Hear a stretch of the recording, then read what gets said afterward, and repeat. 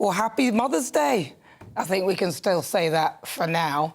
Now, I only wish I was joking, but in truth, it would appear that there is a sense that some would like to eradicate the word mother for good and dilute what it means to be a woman.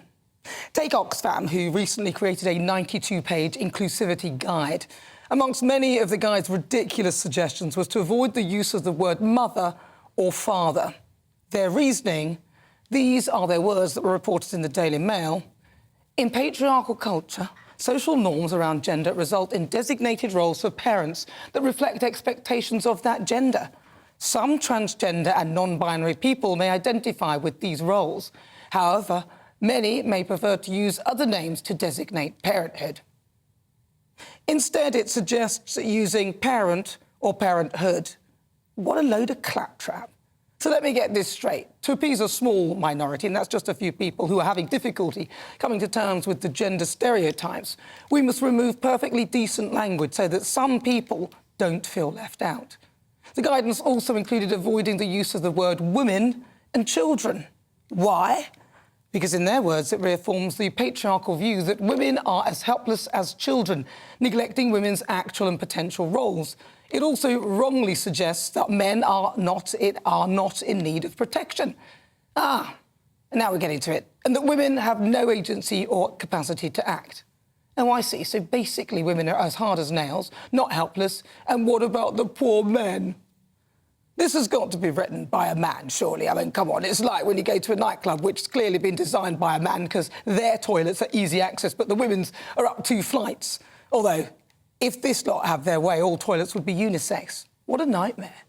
Instead of using women and children, it suggests using women, men, girls and boys.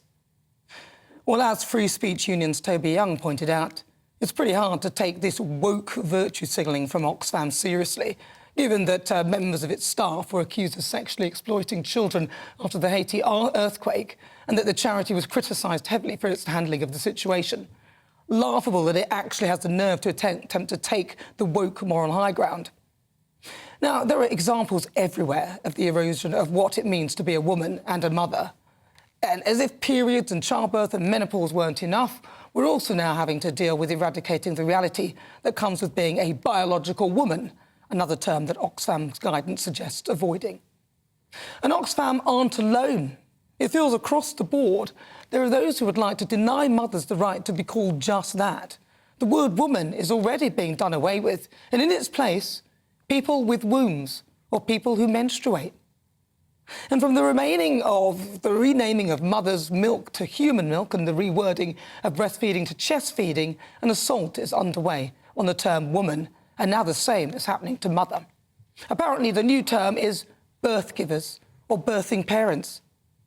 Well, today it's more important than ever to show solidarity and enjoy Mother's Day. Yes, like Christmas, it's become super commercial, but take a look at what's happening even there. Happy holidays, and all in the name of inclusivity. If we're not careful, the term mother will be a thing of the past.